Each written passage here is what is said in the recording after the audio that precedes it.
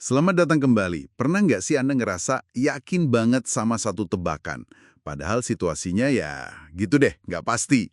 Nah hari ini kita mau coba bedah nih, jalan pintas mental atau heuristik yang sering kita pakai tanpa sadar. Betul sekali. Dan kadang jebakannya lumayan juga ya. Iya kan? Sumber kita kali ini penting banget nih. Dari buku legendaris Thinking Fast and Slow, karya Daniel Kahneman sama Amos Tversky. Kita fokus ke lampiran A, Judgment Under Uncertainty.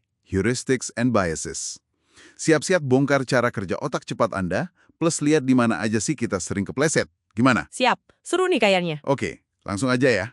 Jadi di lampiran ini dijelasin, kita tuh sering nyederhanain tugas rumit, kayak nebak probabilitas gitu, pakai beberapa trik mental aja. Cepet sih, tapi ya itu, kadang hasilnya bisa salah. Dan salahnya tuh berpola. Iya, sistematis gitu salahnya. Nah, heuristik pertama yang dibahas itu namanya representativeness. Keterwakilan kalau bahasa Indonesianya. Keterwakilan. Maksudnya gimana tuh?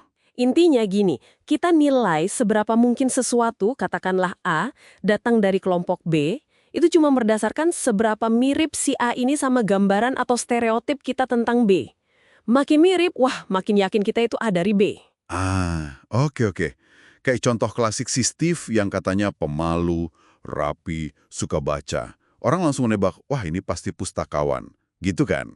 Padahal, Secara statistik, jumlah pustakawan itu jauh lebih sedikit dibanding katakanlah petani atau pedagang. Tapi karena deskripsinya mirip stereotip pustakawan, ya udah kita abaikan fakta jumlah tadi.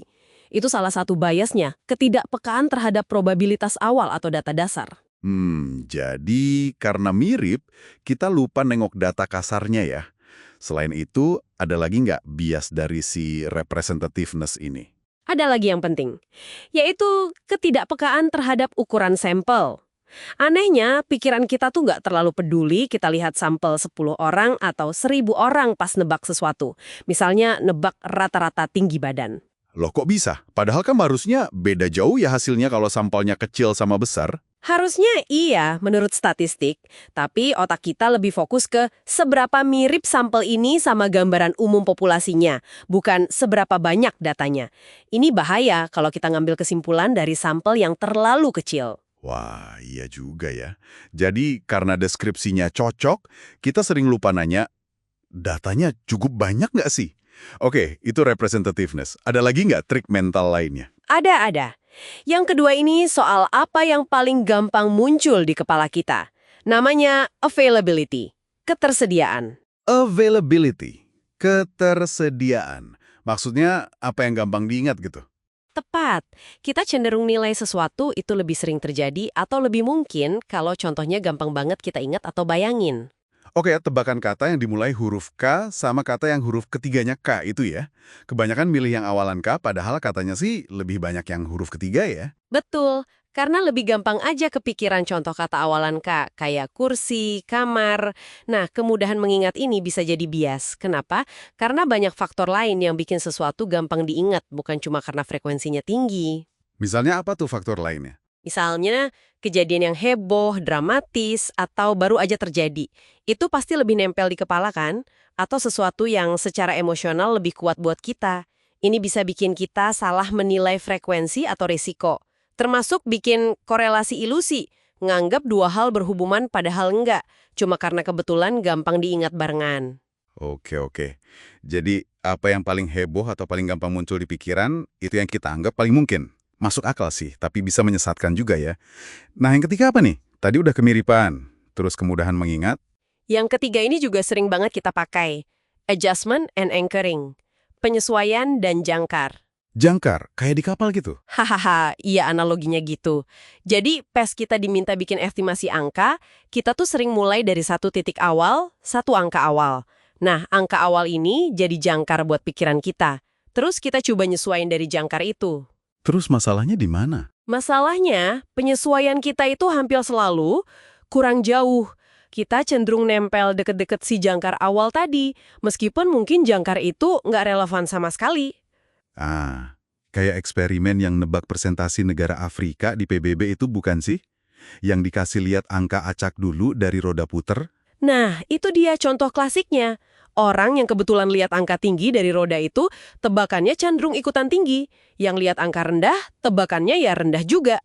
Padahal angka di roda itu kan sama sekali ngaco. Nggak ada hubungannya. Gila ya, bisa gitu. Angka ngasal aja bisa nyangkut di kepala. Ada contoh lain?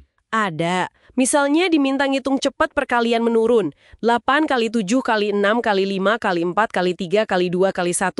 Terus bandingin sama yang diminta ngitung 1 kali 2 kali 3 kali 4 kali 5 kali 6 kali 7 kali 8. Orang cenderung ngasih estimasi hasil yang jauh lebih tinggi buat yang urutan menurun. Kenapa gitu? Karena beberapa angka pertama 8 kali 7 kali 6 itu kan lebih besar. Itu jadi jangkar yang lebih tinggi dibanding beberapa angka pertama yang urutan naik, 1 kali 2 kali 3. Hasil penyesuaiannya jadi beda. Oke.